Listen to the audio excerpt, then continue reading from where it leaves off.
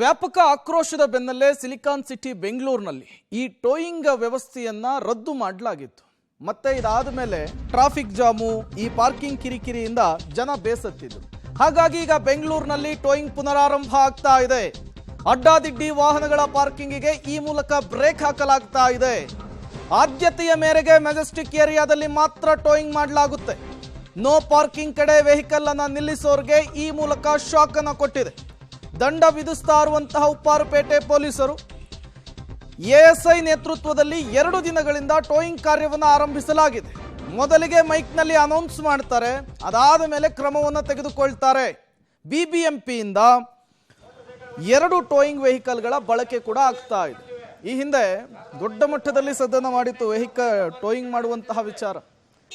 ಸಿಕ್ಕ ಹಾಗೆ ವೆಹಿಕಲ್ಗಳನ್ನು ಎತ್ಕೊಂಡು ಹೋಗ್ತಾರೆ, ಎಚ್ಚರಿಕೆಯನ್ನು ಕೊಡಲ್ಲ ಅನ್ನುವಂತಹ ವ್ಯಾಪಕ ಆಕ್ರೋಶದ ನಡುವೆ ಬೆಂಗಳೂರು ಪೊಲೀಸರು ಈ ಟೋಯಿಂಗ್ ವ್ಯವಸ್ಥೆಗೆ ಬ್ರೇಕ್ ಅನ್ನು ಹಾಕಿದ್ರು.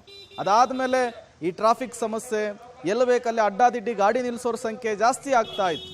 ಪಾರ್ಕಿಂಗ್ ಸಮಸ್ಯೆ ಕೂಡ ದೊಡ್ಡ ಮಟ್ಟದಲ್ಲಿ ತಲೆದೂರ್ತಾ ಇತ್ತು. ಇದನ್ನು ಮನಗಂಡಂತಹ ಬೆಂಗಳೂರು ಪೊಲೀಸರು ಇದಕ್ಕಿರೋದು ಒಂದೇ ಪರಿಹಾರ ಅಂಥೇಳಿ ಮತ್ತೆ ಟೋಯಿಂಗ್ ವ್ಯವಸ್ಥೆಯನ್ನು ಜಾರಿಗೆ ತಂದಿದ್ದಾರೆ. ಮೊದಲು ಮೆಜೆಸ್ಟಿಕ್ ಭಾಗದಲ್ಲಿ ಮಾತ್ರ ಈ ಟೋಯಿಂಗ್ ವ್ಯವಸ್ಥೆಯನ್ನು ಈಗ ಕಾರ್ಯರೂಪಕ್ಕೆ ತಂದಿರುವಂಥದ್ದು.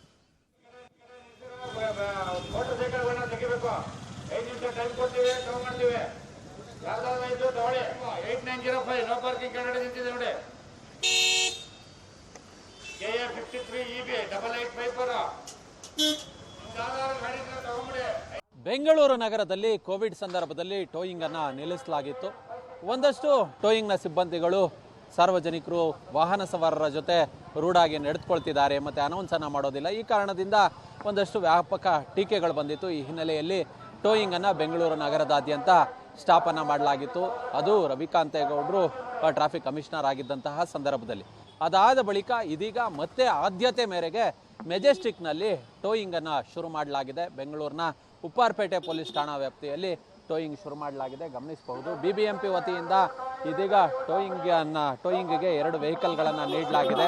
ಟೋಯಿಂಗ್ ಅಲ್ಲಿ ಅಂದರೆ ಬೆಂಗಳೂರು ನಗರದ ಮೆಜೆಸ್ಟಿಕ್ನಲ್ಲಿ ಇದು ಜನಸಾಂದ್ರತೆಯ ಪ್ರದೇಶ, ಸಾಕಷ್ಟು ವೆಹಿಕಲ್ಗಳನ್ನು ನೋ ಪಾರ್ಕಿಂಗ್ನಲ್ಲಿ ಪಾರ್ಕ್ ಮಾಡಿರ್ತಾರೆ. ಹೀಗಾಗಿ ಮೊದಲಿಗೆ ಅನೌನ್ಸನ್ನು ಮಾಡ್ತಾರೆ, 5 ನಿಮಿಷಗಳ ಕಾಲಾವಕಾಶವನ್ನು ಕೊಡ್ತಾರೆ.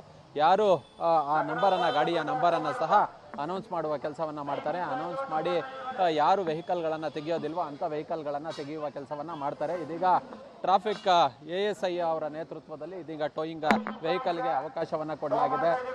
ಅಂದರೆ ಟೋಯಿಂಗ್ ವೆಹಿಕಲ್ ಇನ್ಚಾರ್ಜನ್ನು ಕೊಡಲಾಗಿದೆ. ಈ ಹಿಂದೆಯೂ ಕೂಡ ಟ್ರಾಫಿಕ್ ಎಎಸ್ಐ ಅವರು ಯಾರಿದ್ರು ಅಂಥವರು ಟೋಯಿಂಗ್ ಉಸ್ತುವಾರಿಯನ್ನು ವಹಿಸ್ಕೊಂಡಿದ್ರು. ಇದೀಗ 2 ವೆಹಿಕಲ್ಗಳು ಬೆಂಗಳೂರಿನ ಮೆಜೆಸ್ಟಿಕ್ನ ಭಾಗದಲ್ಲಿ ಇದೀಗ ಟೋಯಿಂಗ್ ಆರಂಭವನ್ನು ಮಾಡ್ತಿರ್ತಕ್ಕಂಥ ಸಂದರ್ಭದಲ್ಲಿ ಮೊದಲಿಗೆ ಯಾರ್ಯಾರು ನೋ ಪಾರ್ಕಿಂಗಲ್ಲಿ ಗಾಡಿಯನ್ನು ನಿಲ್ಲಿಸಿರ್ತಾರೋ ಅಂಥವರ ವೆಹಿಕಲ್ ನಂಬರ್ಗಳನ್ನು ಅನೌನ್ಸ್ ಮಾಡಲಾಗುತ್ತೆ.